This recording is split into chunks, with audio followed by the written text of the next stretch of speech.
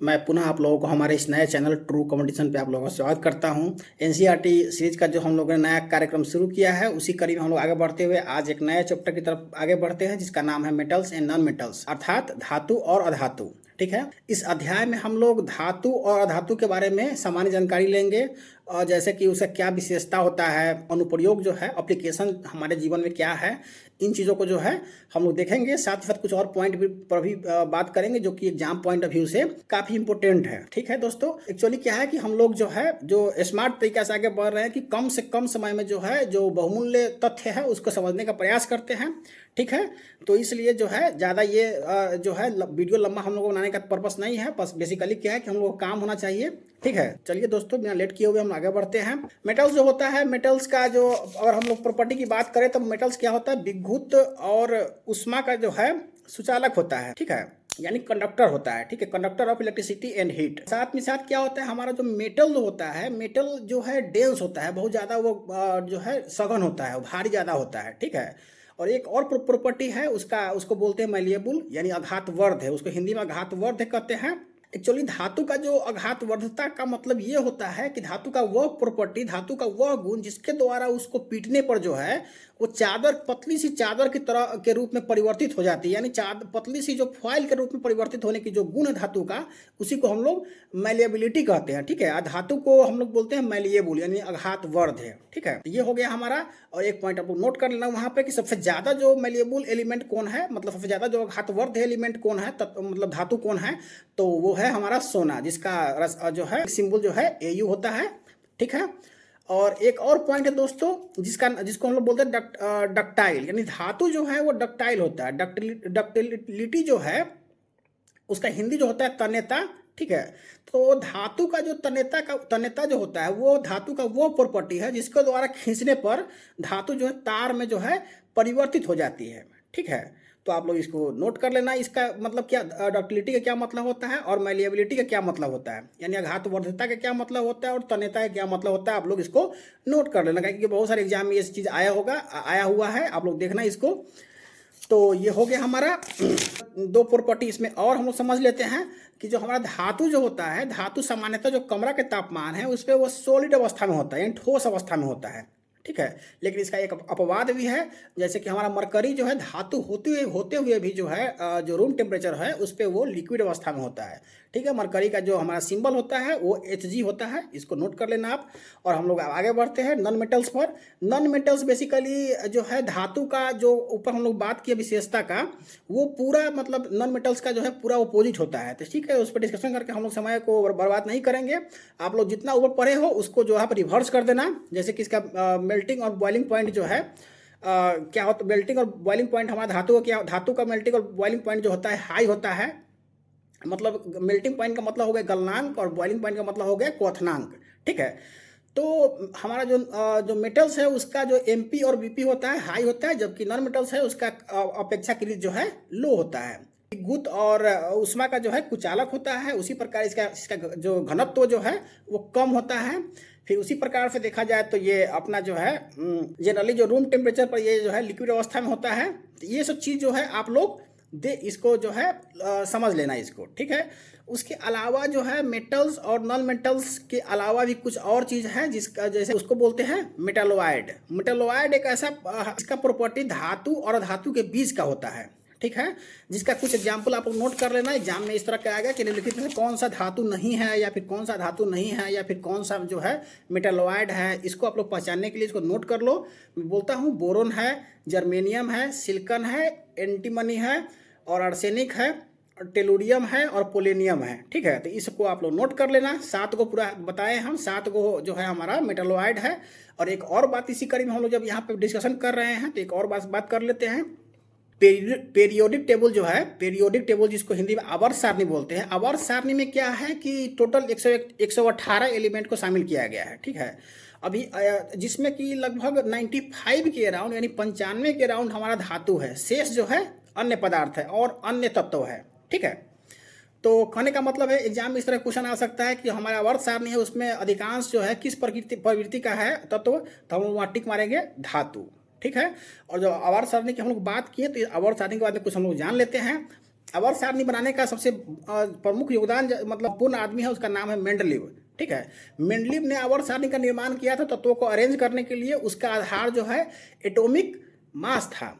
ठीक है, atomic mass के आधार पर, परमाणु द्रव्यमान के आधार पर जो है उन्होंने जो हमारा एलिमेंट है उसको वहाँ पे आवर्त सारणी में अरेंज किया था। लेकिन उसमें बहुत सारा कुछ जो है ड्रॉबैक थी, यानी कुछ कमी थी, उसमें कमियाँ थी।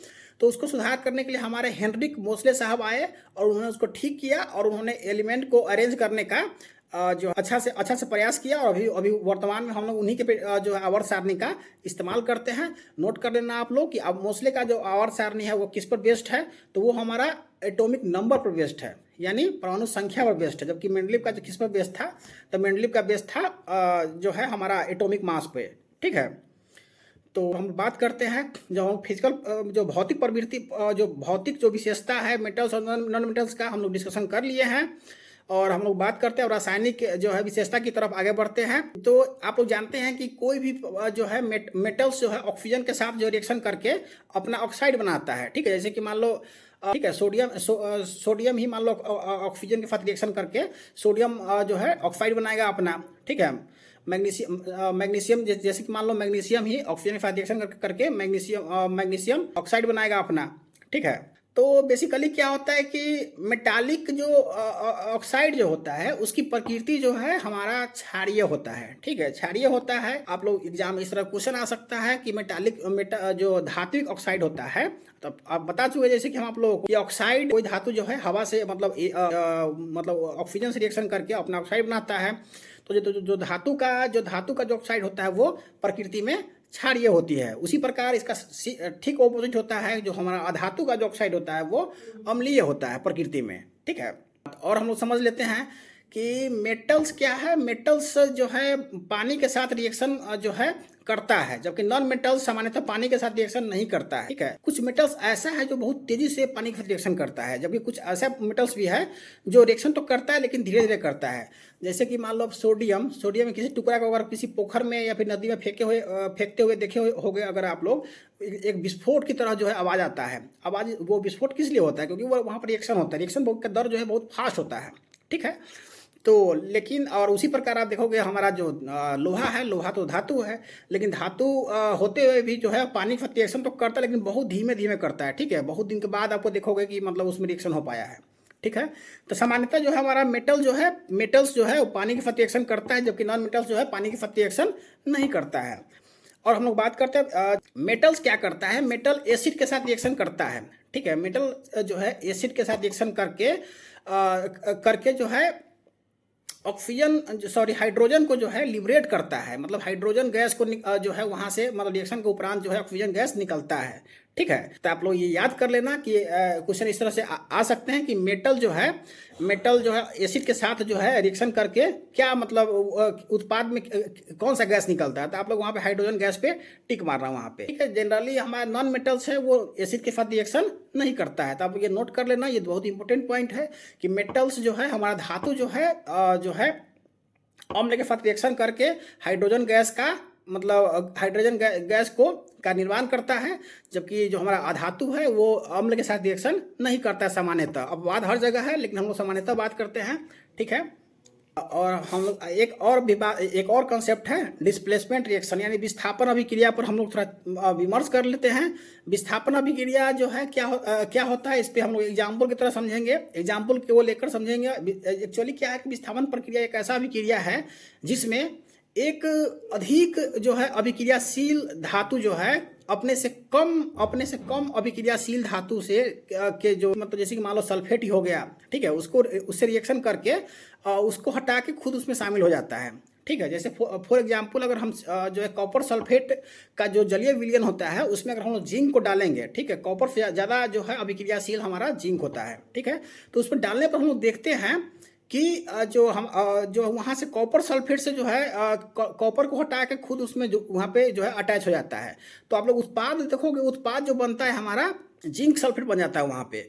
जिंक सल्फेट और कॉपर को अलग साइड कर देता है, यानी जो है इसका जो है CuSO4 प्लस जो है Zn equal to ZnSO4 plus Cu, ठीक है। और एक पॉइंट और याद कर लेना मित्रों कि जो हमारा CuSO4 है उसका कलर जो होता है वो ब्लू होता है, ठीक। लेकिन जबकि ZnSO4 जो बनता है वो रंगहीन होता है, कलरलेस होता है, ठीक है। तो ये बहुत इंपॉर्टेंट पॉइंट है, एग्जाम में आया हुआ है, आप लोग इसको देख लेना, ठीक है।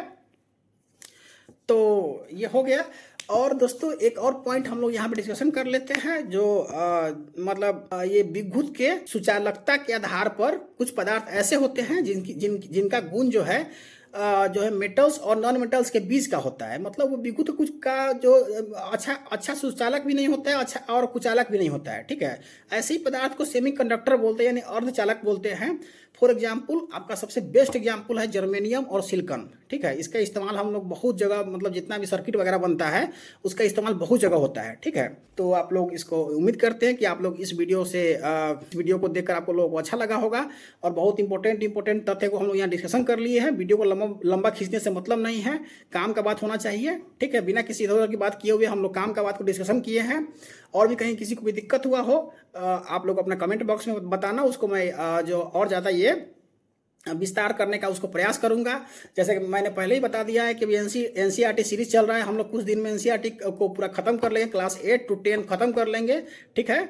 उसके बाद और भी जो कुछ कॉम्पिटिटिव एग्जाम की जो पुस्तकें हैं, जैसे कि हमारा लुसेंट हो गया, क्राउन हो गया, ये विद्यासागर की हो गई, या घट्टा चक्र हो गया, और भी बहुत सारे बुक है।